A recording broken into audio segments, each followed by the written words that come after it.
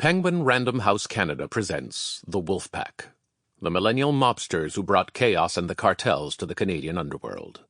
By Peter Edwards and Luis Nájera. Read for you by Juan Chioran and Luis Nájera. Forward. 1. Hello, my name is Luis Horacio Nájera. I'm the author. My relationship with Juan Carlos began through his attraction to my close friend. As the new kid in our town, he approached me looking for a wingman to set them up. Eventually, I agreed and began organizing quick trips after class or during recess to a Mexican fast food place near our high school. I invited Juan Carlos to join us under the pretext of helping him get to know his new peers. Despite his efforts, his romantic endeavors with my friend failed. I asked her why she had rejected him.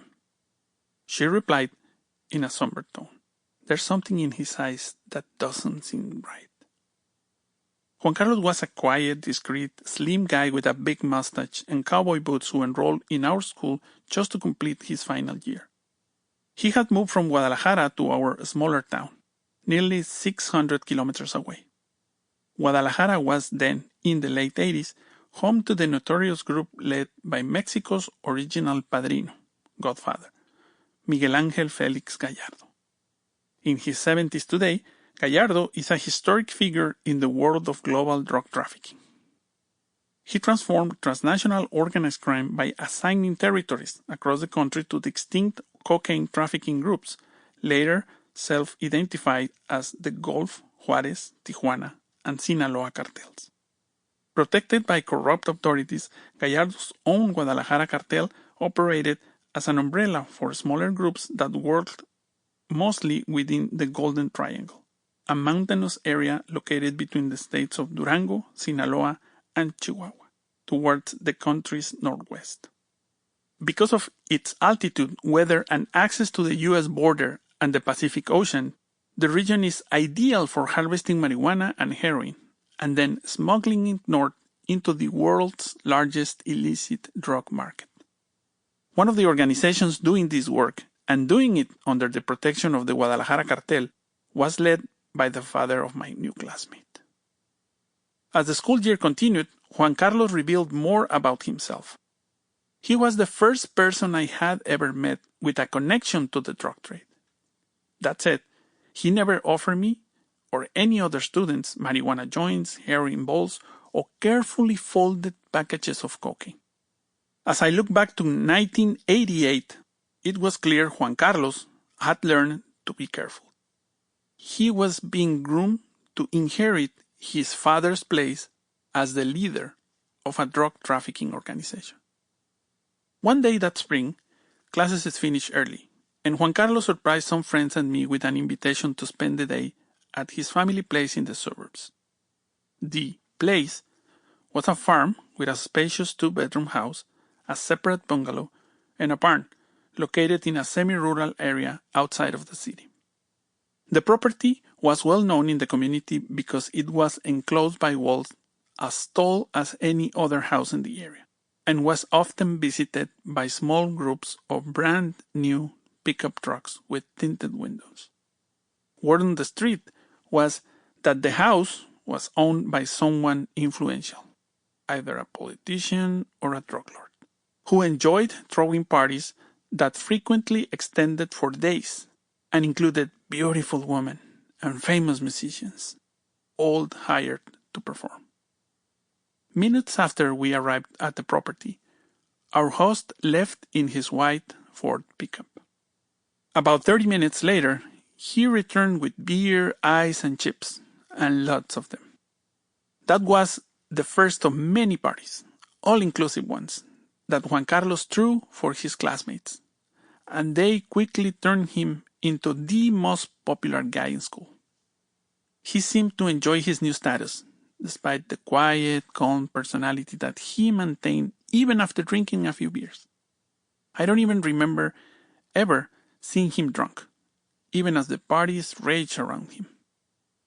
Perhaps because our relationship had begun before his surge in popularity, and because my family made sure I wasn't a partier like most of our classmates, My friendship with Juan Carlos matured in trust. That gave me a chance to know who he really was and to confirm what my friend had meant when she said something about his eyes didn't seem right. "Do you like guns?" Juan Carlos asked me one day as we were driving across town in his pickup. "Yes, I do like guns. Who doesn't?" I replied. My attitude was typical teenager macho stupid, deeply influenced by the culture of weapons that still exists in northern Mexico. He smiled. As he continued driving, pulled a Colt 38 Super Pistol out from under his seat. It was an automatic gun popular among drug traffickers, particularly among those working up in the mountains, because of its reliability, heft, and firepower.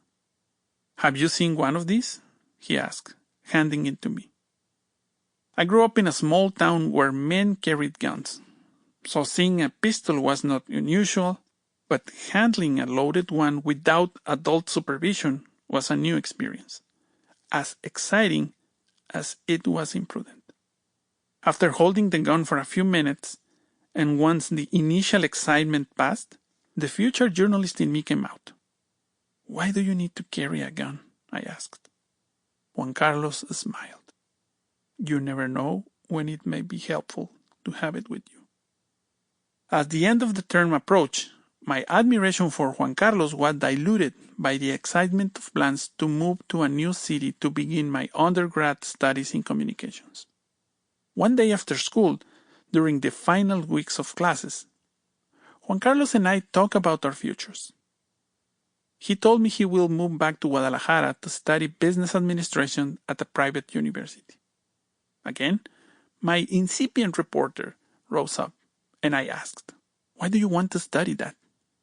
I guess I judged the book by its cover, because in my view, Juan Carlos didn't fit the mold of an entrepreneur, store manager, or businessman, particularly when driving a pickup with a loaded gun. He looked at me and smiled.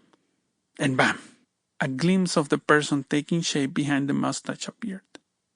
My family thinks I need to go back to school and learn business administration. They think it will be best for us and for nuestro negocio, our business, he said as his facial expression hardened. Right in front of me, he transformed from a quiet high school student into a cold-hearted adult. I required no additional explanations to understand the nature of the business and the source of the money, the house in the suburbs, the need for a gun, and the secrecy Juan Carlos always kept about his family and himself. His future plans involved becoming part of the new generation of drug kingpins. More educated, not addicted to drugs, tech-savvy, and with a less flamboyant lifestyle than their predecessors. An awkward silence, then an unexpected invitation. "Would you like to work for us?" 2. On a sunny and hot day in May 2007, I was driving through a remote, mountainous area of Sonora, in Mexico's northwest. 8 hours earlier, 50 members of Los Zetas cartel had left a bloody trail along the road I was traveling. Overnight, they had kidnapped and killed 5 municipal police officers and 3 civilians from 3 different towns. When the government detected the operation, hundreds of soldiers and police officers gave chase. The manhunt only increased the bloodshed. 14 of the alleged criminals were killed during the pursuit across the mountains. Accompanying me was Miguel Cervantes, an experienced photographer based in Tijuana. We had been assigned by the newspaper Reforma to report on the incident. Along the road, evidence of the night's violence was easy to detect. Outside the small town of Arizpe, where the police had intercepted the hitman, thousands of empty bullet shells littered the streets.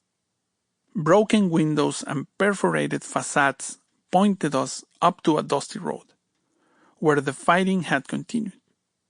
A brutal display. Sample complete. Ready to continue?